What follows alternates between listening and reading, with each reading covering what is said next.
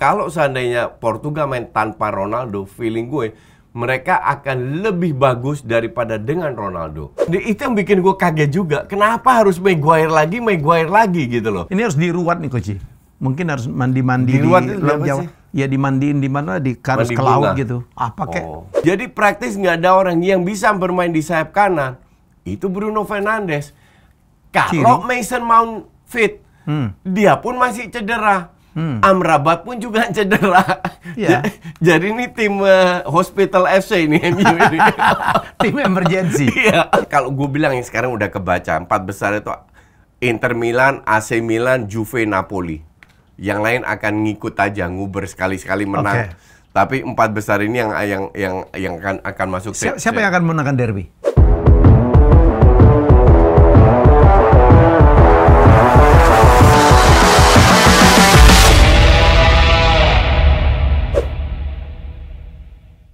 Ya, Just Haye, bukan bincang bola biasa karena tamu saya pandit yang lagi panen. Oke, Guci, kita bilang dulu ngobrol dulu tentang prakualifikasi Piala Eropa ya. Ya. Terutama kemarin pertandingan Portugal melawan Luxembourg. Ya. Ya 9-0. Ini kemenangan Portugal terbesar dan Bruno Fernandes 3 assist 1 gol, Guci. Ya, betul sekali dan ya ini Lu bukan kan terus suka sama Portugal ya? Enggak. Gini, match sebelumnya mereka lawan ini gue lihat grup apa itu ya? Dia di grup Portugal. No. Dia grup J nih. J ya. Ya. Oke, Luxembourg itu rank 3. Ya. Oke, bukan tim besar. Tapi udah 10 poin loh. Bukan tim jelek justru. Ya. Karena kalau enggak mereka enggak berada di rank 3, di atas Bosnia, di atas Islandia. Oke. Satu match sebelumnya Portugal itu menang 1-0. Kalau nggak salah lawan Iceland di menit Bruno Fernandes juga yang cetak gol di menit 80-an. Artinya mereka keteteran. Oke. Nah, ya orang bilang gue hater, tapi gue bilang kalau lu tanya gue objektif ya. Ini karena Ronaldo nggak ikut. Mereka bermain lebih lepas. Contoh kedua pada saat Piala Dunia. Ronaldo ribut lagi nih, Coach. Ribut lagi, tapi ya ini pendapat gue tidak menjelekkan dia. Tapi gue melihat sosok Ronaldo ini terlalu terlalu dominan dalam sebuah tim. Terlalu demanding kalau dia nggak ada bola ngambek, marah-marah. Sementara kalau nggak ada dia itu main lepas. Contoh kan Piala Dunia, Ronaldo dicadangin berapa kali, cetak gol banyak lawan Maroko kalau nggak salah. Itu juga Ronaldo nggak ikut, ya kan? Jadi ada sebuah pattern yang kita lihat bahwa mungkin jangan-jangan kehadiran Ronaldo ini memang membuat permainan Portugal ini menjadi walaupun Ronaldo sendiri kita akuin hebat lah ya. Hebat. Absolutely. Bahkan di umur gini mungkin masih bisa punya kontribusi, tapi sebagai pelatih itu kan punya banyak pertimbangan. Kan maka dari itu pelatih sebelumnya kan berani membangku cadangkan. It's not only skill. It's not only skill, tapi juga kinerja dalam sebuah tim. Teamwork lebih penting. Teamwork jauh lebih penting dan kembali mereka menunjukkan walaupun di match pertama mereka menang 6-0, Ronaldo cetak 2 gol, tapi ketidakhadiran Ronaldo kalau gue bilang akan membuat tim ini lebih smooth. Kalau kita lihat di atas kertas, ini gila loh tim ini. Pemainnya itu pemain bagus semua. Cuman seringkali bukan gue nggak suka atau nggak suka Portugal, tapi gue sering nonton Portugal, puluhan kali gue nonton Portugal. Ini tim tidak sesuai dengan kapasitas pemainnya, which is mereka bisa jauh lebih bagus kalau melihat kualitas pemain yang ada di lapangan. Tidak mereka tunjukkan. Oke, mereka menang, tapi kalau kita lihat setelah mereka juara Eropa, itu pun rank 3 di grup. Jadi the best rank 3 masih bisa lolos, akhirnya juara. Permainan juga nggak bagus amat, bahkan lebih sering jeleknya daripada bagus. Cuman kalau kita lihat performa Portugal di beberapa event terakhir, Piala Dunia dan Piala Eropa, nggak mengesankan juga. Ya kan, kenapa? Ya murni pemain-pemain ini kayaknya agak kagok kalau ada Ronaldo. Karena terlalu hormat, terlalu kagum juga, mungkin over respect. Kita lihat dari hal yang positif sehingga seolah-olah semua bola itu harus ke Ronaldo, sementara banyak pemain lain ya? chance lain yang bisa ditingkatkan. Nah, pada saat Ronaldo nggak main, mereka manfaatkan kiri, kanan, atas, bawah, Malah tengah, maksimal. asis, malah maksimal. Itu jadi bukan menjelekkan Ronaldo. No, kita harus akui Ronaldo itu yang terbaik. Iya, Pemain iya. yang terbaik, terutama pada masanya ya. Pada masanya. Dan kalau iya. Liga Arab saya pikir dia membuktikan, dia membuka dan sekarang Liga Arab menjadi liga yang cukup disegani dunia, Coach. Ya, Dan mungkin dia menarik. ada kontribusinya tapi lebih ke duit. Ya dong. Ya. Kalau enggak mereka nggak mau ke sana kalau duit kecil, nggak mau ke sana hanya karena ada Ronaldo. Ya dong, ada Ronaldo oke. Pionirnya mungkin Ronaldo bisa dibilang. Iya, iya. Tapi ya karena gajinya besar semua mereka pindah ke sana. That is true, that's the fact. Tapi kembali lagi ke timnas Portugal dan kalau Ronaldo nggak dimainkan saatnya dia cedera atau apa, gue rasa performa timnas Portugal ini patut waspadai. Saya jadi ingat apa pepatahnya atau quote-nya dari Kopingo ya. Kekuatanmu adalah sekaligus kelemahanmu. Ya. Ya, jadi kadang-kadang terlalu hebat membuat ada dampak juga ya. Iya. Kelemahanmu malah menjadi kekuatanmu. Karena sepak bola ini kan teamwork. Teamwork, 11 orang yang main. 11 orang yang main. Iya. Jadi nggak boleh tergantung salah 1, 2, 3. Iya, Maka iya. dari itu di Man City lah contoh pemain terbaik sebelum Haaland datang atau bahkan sekarang itu Kevin De Bruyne. Tapi kenapa Kevin De Bruyne sering dicadangkan juga? Ya bukan karena dia jelek, mungkin Bagus dia banget malah. Malah exactly. Karena The best, mereka ya? bermain Iya. dengan sistem Iya. dan sistem ini harus diterapkan. Gue bilang Eropa ini kan mengalami penurunan generasi. Jerman, Belanda, Itali, Spanyol. lagi Ya. mulai bangkit lagi. Yang bagus itu kan di atas kertas ya. Itu Prancis sama Inggris. Dalam arti As a team. Enggak, di atas kertas. Sebagai timnas ya. Sebagai timnas, kualitas pemain di atas Ya. kertas. Nah, ketiga ini Portugal. Tapi performa Portugal masih jauh dibanding dua ini. Ya. Inggris memang kemarin main jelek banget lawan Ukraina. Tapi mereka 4 kali menang sekali seri loh, atau 5 kali menang sekali seri. Jadi performa itu memang bagus. Cuman kebetulan lawan Ukraina lagi jelek. It happens. Prancis pun sama demikian. Kemarin kalah lawan Jerman. Itu juga ya lebih ke pelapisnya lah. Mbappe nggak main. Ngaruh juga, nggak ada Giroud. Ngaruh juga. Tapi kan Prancis ini tim kuat. Dan kalau seandainya Portugal main tanpa Ronaldo, feeling gue mereka akan lebih bagus daripada dengan Ronaldo. Yang murni karena Ini objektif ya Coach ya? ini objektif. Ya. Murni karena walaupun mereka dengan Ronaldo juga bisa menang-menang, tapi karena attention itu too much ke Ronaldonya dan itu akan lebih gampang di defense oleh lawan juga. Pada saat nggak ada Ronaldo, siapa yang bisa cetak gol? Everybody bisa cetak gol. Everybody Bola can score, atas, yeah. bola bawah, shooting lini kedua, wall pass, skill individu masuk, semua bisa. Tapi kalau ada Ronaldo ya, incar Ronaldo dulu. Jadi lebih gampang di cover lah kasar yang begitu. Tapi Coach, dari kalau sejarah sepak bola dunia, Ya. memang Portugal itu kan banyak melahirkan superstar, Ya. superstar hebat. Eusebio, Ya, ya. Rui Dari zaman Costa, Eusebio, Ronaldo, ya. Jadi sampai sekarang nih. Oh iya, Fernandes. Portugal ini salah satu tim dan mereka itu nasibnya bener-bener nggak jauh beda kayak Liga Belanda, dalam arti tiap tahun mereka harus jual pemain. Benfica, Porto, Sporting, tiap tahun mereka harus jual pemain. Yang jago juga 3 sama kayak di Liga Belanda. Bahkan Portugal sekarang berada di bawah Liga Belanda di Eropa. Oke. Tapi mereka seringkali melahirkan banyak pemain hebat. Ya. Dan memang mereka survive dari situ. Ujung-ujungnya ya ke Eropa. Tapi as a timnas kan juga bagus. Nah sama kayak Belanda. Orang bilang Belanda nggak pernah juara. Penduduk 16 bisa 3 kali masuk final Piala Dunia. Penduduk cuma 16 juta loh. Bisa 3 kali masuk final Piala Dunia. Itu apa bukan sebuah prestasi? Ya. Bahkan dengan cewek itu 4 kali masuk Piala Dunia. Jadi prestasi bukannya dari trofi, tapi effortnya pembinaan itu semua hasil dari banyak pemain, dari filosofinya, Dari pembinaannya yang luar biasa. berjenjang ya. Ya, Portugal pun demikian. Untungnya Portugal, mereka punya ikatan emosional dengan Brazil.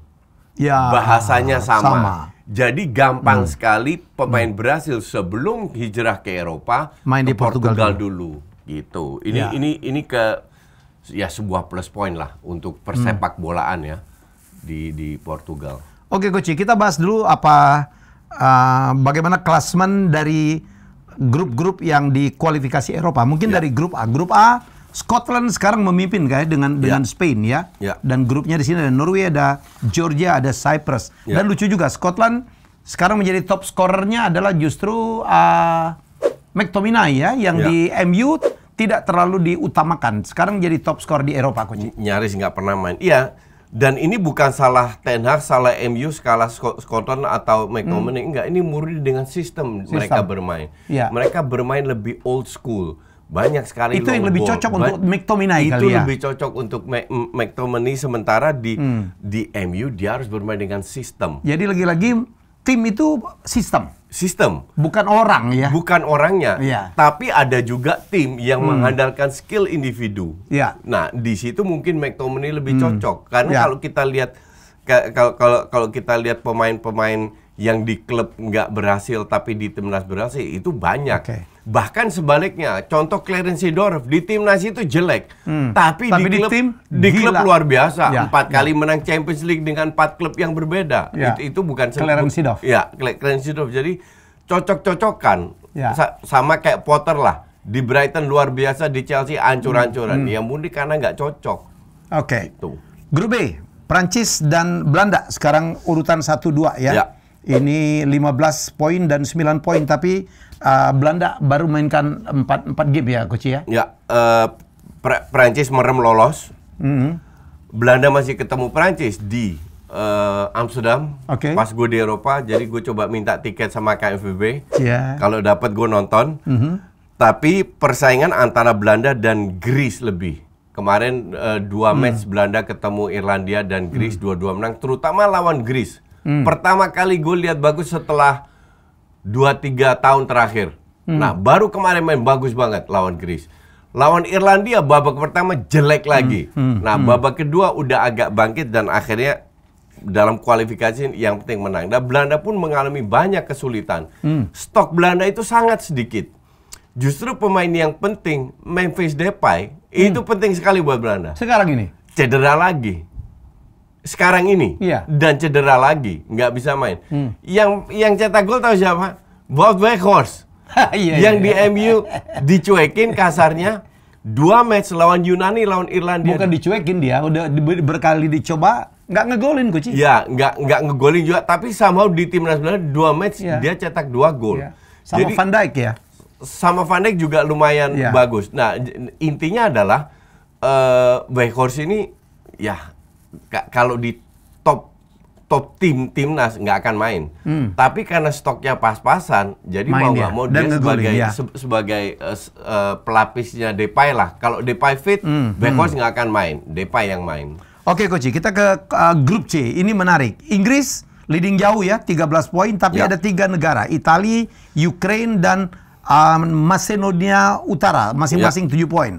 Malta 0 poin. Wah, ini seru nih, Coach. Harusnya sih Italia. Kemarin Ukraina kalah lawan Italia 2-1 ya. Di kandang Italia.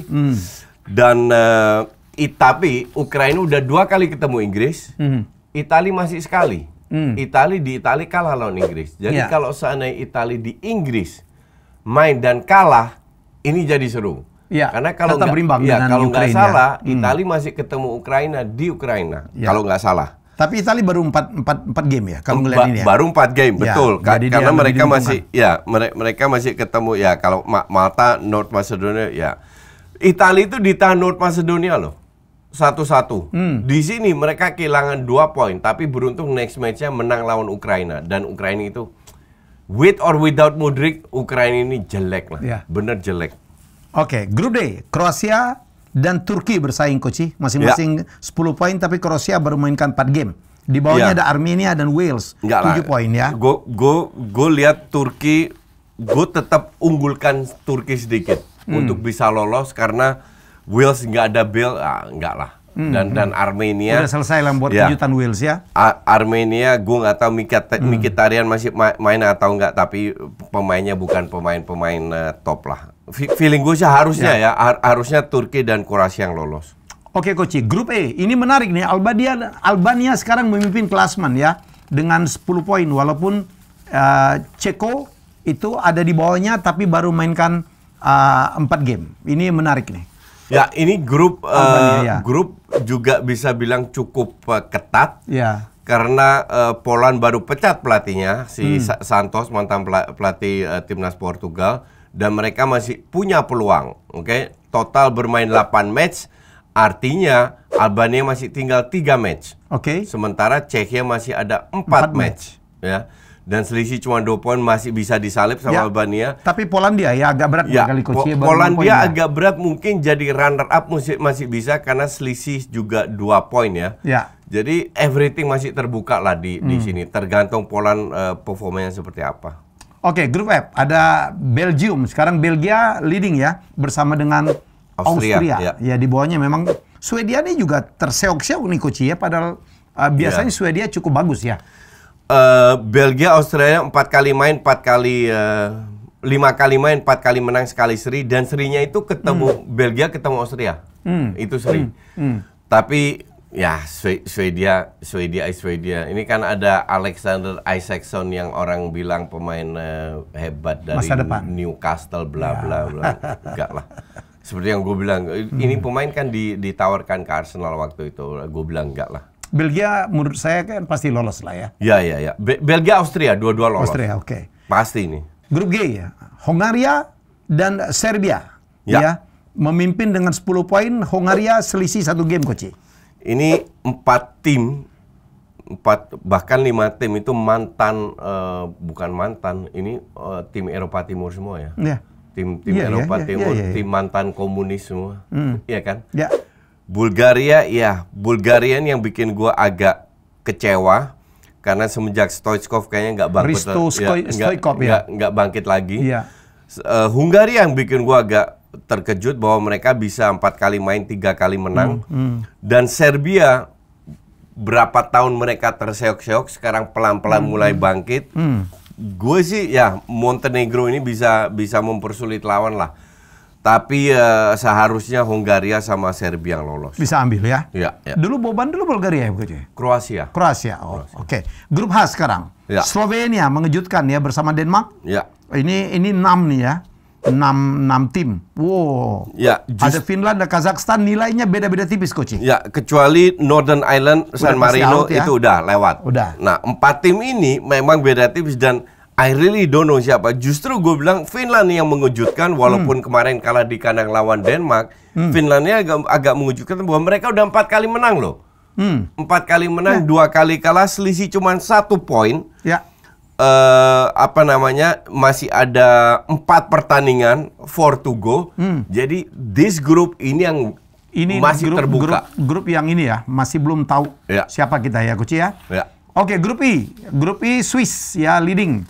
Ya, ini juga 6 negara ya dengan 14 poin, di bawahnya adalah Romania 12 dan Israel. Israel ini jadi kekuatan Eropa yang mengagetkan Coach ya. Israel ini bisa disebut mungkin kayak giant killer ya. Di kandang mereka main bagus. Iya, kuda hitam.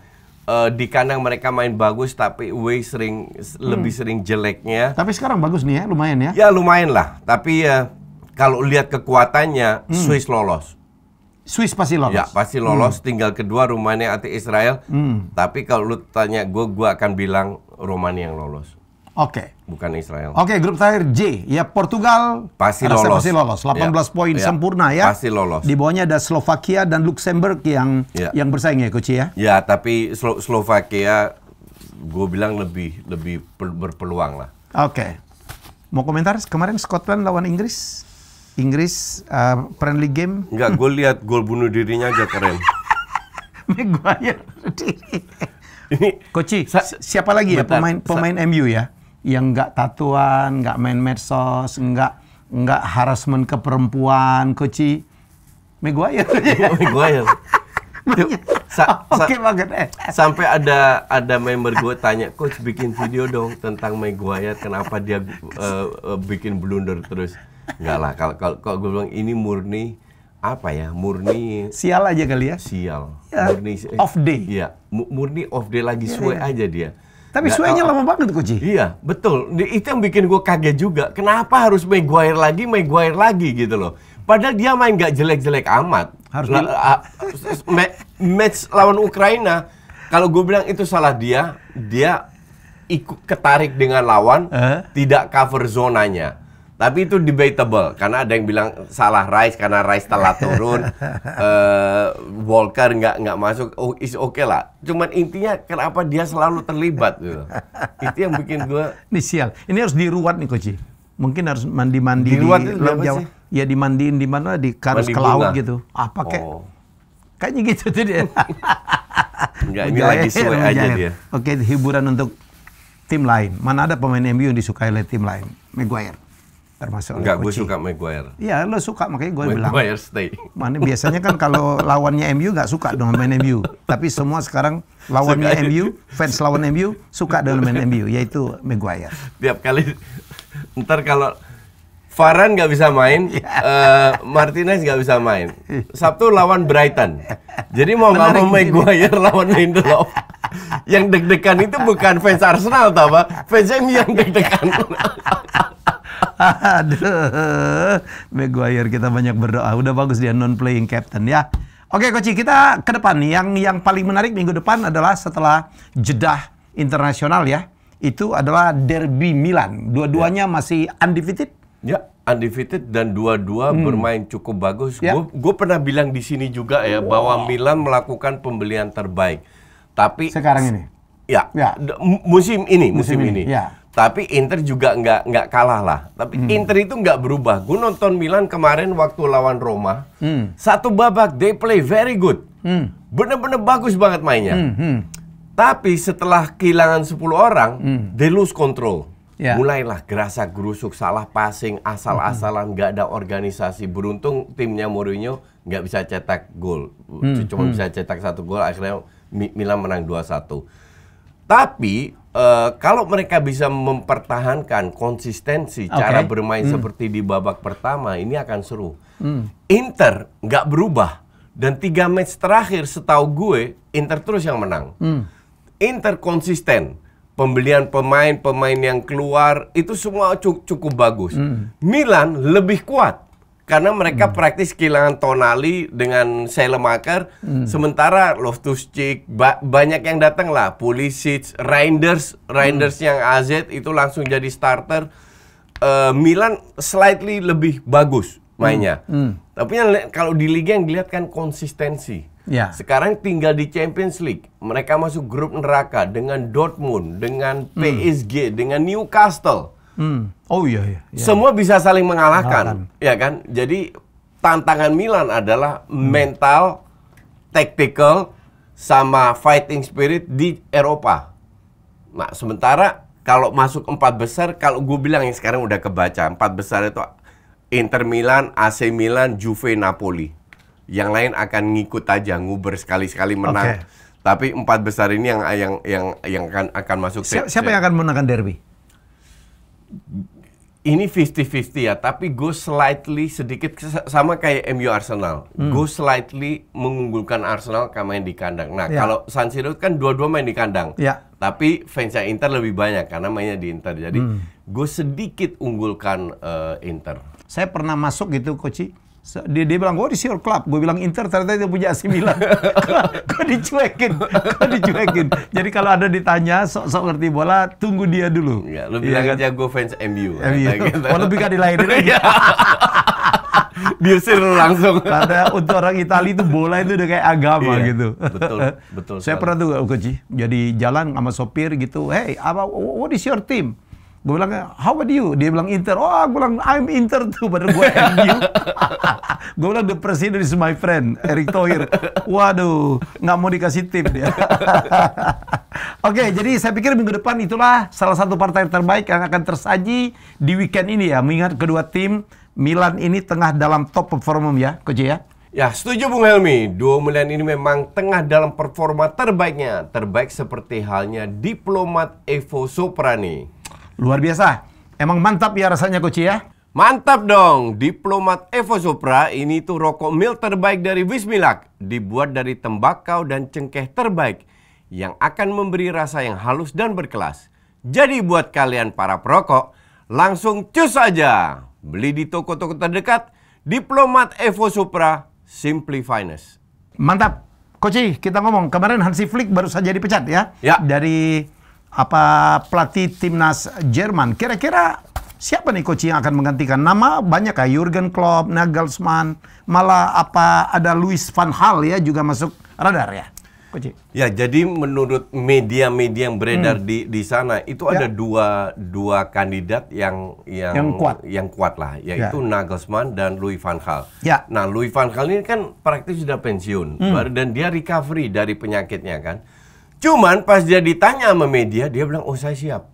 Saya siap karena ini tantangan besar." Oke. Ditambah ada salah satu mantan pemainnya, kalau nggak salah Philipp Lahm, itu mendukung. Ya, Van Gaal ini cocok pelatih yang cocok karena dia tegas, straight to the point, nggak ada basa-basi. Tapi nggak pelecehan tuh coach. Sebuah bangsa besar dengan bolanya melahirkan banyak pelatih. Ya, kok dilatih oleh orang asing gitu? Ya, iya dan tidak. Kalau kita bicara 20-30 tahun lalu mungkin itu impossible. Tapi sekarang kan sudah perbatasan sudah terbuka, Euro sudah jadi satu, jadi perlahan ini tapi sudah. Tapi malah pride lah, apalagi pride mungkin untuk Arya ya. Pride itu mungkin untuk yang senior. Tapi gue rasa yang muda nggak gitu lagi. Sama kasusnya kayak pelatih Jerman di Belanda. Dulu itu kan ditentang banget, ya kan. Tapi sekarang mereka udah bisa terima lah. Kasarnya gitu, pemain Jerman yang ke Belanda memang nggak banyak, tapi ada itu udah bisa diterima dalam arti pride-nya, nasionalismenya tidak seperti dulu. Maka dari itu Philipp Lahm, pemain ya termasuk legend, berani mendukung Van Gaal untuk datang. Cuman gue pertanyakan apakah gini ya, pelatih yang bagus itu bukan masalah usia. Justru pelatih tambah tua, pengalamannya tambah banyak, kesalahannya yang dia buat tambah banyak, artinya dia bisa lebih bijak, lebih baik, lebih cerdas lah.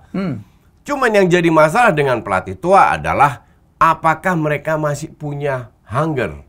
Ya. Apakah mereka masih lapar prestasi? Lapar kemenangan. Lapar kemenangan. Nah, itu selalu gue pertanyakan. Apakah karena mereka udah meraih segalanya ya kan? Sementara kalau kita ambil Nagelsmann, mungkin dari pengalaman kalah lawan Van Gaal, mungkin dari sisi tactical kalah lawan Van Gaal, tapi this guy ini masih muda. Dia dipecat di Munchen, artinya dia masih punya keinginan, peluang, kesempatan untuk menunjukkan bahwa gue umur 36 tahun tapi gue masih hebat loh. Ya. Gue ingin menunjukkan. Jadi kembali lagi, kalau seandainya dia pegang timnas, itu kan pemain terbaik yang dia bisa pilih dan tidak tiap minggu bermain. Jadi dia ada waktu untuk menseleksi, untuk prepare. Mereka jadi tuan rumah tahun depan, jadi mereka udah pasti lolos. Gue sih kalau gue pribadi ya, untuk jangka panjang mending ambil Nagelsmann.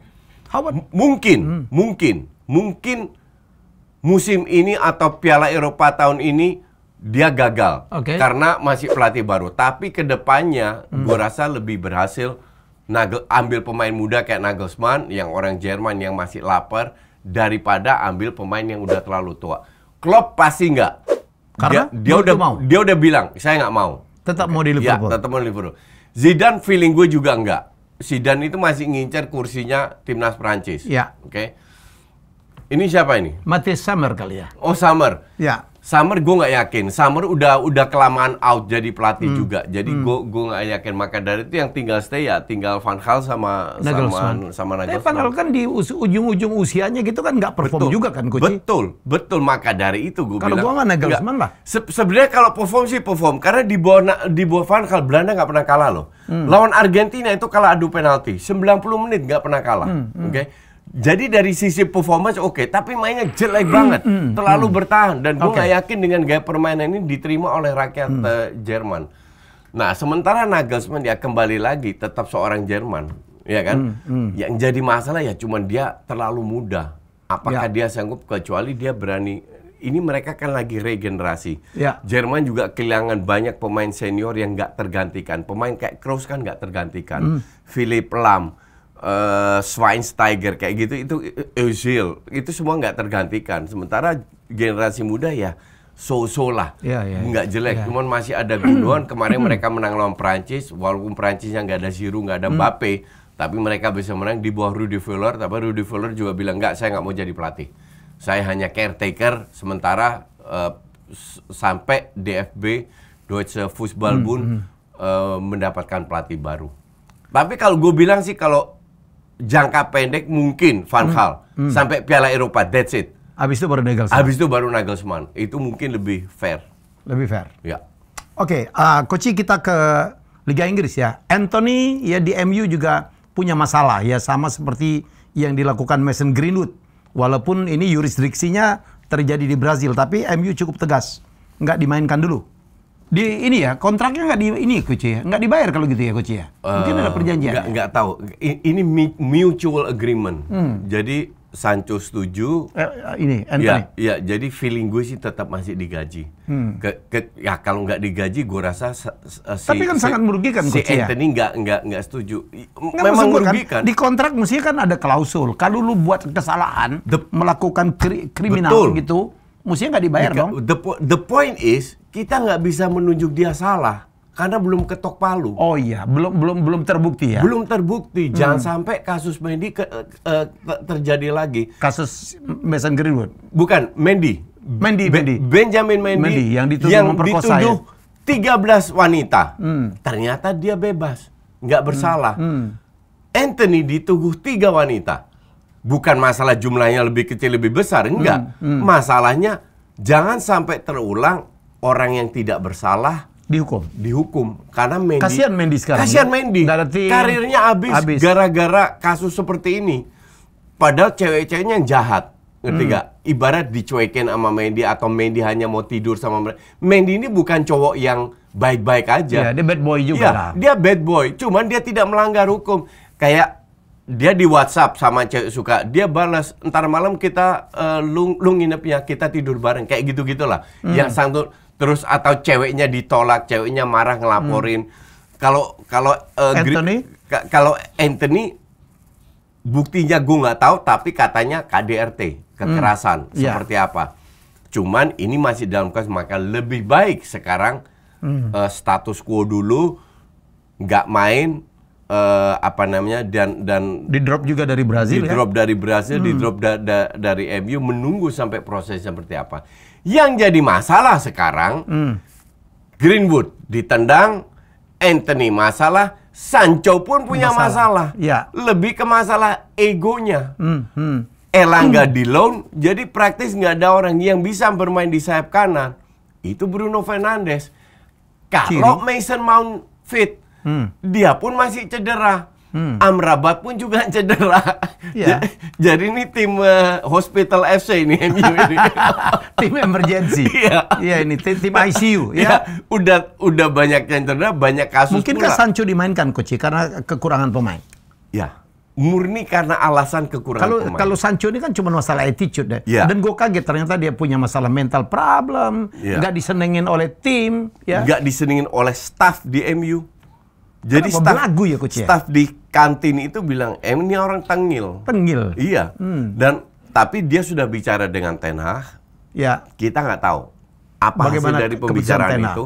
Cuman untuk MU, setahu gue ya, Erik Ten Hag itu melakukan segalanya demi kepentingan MU. Dalam arti dia menyingkirkan egonya.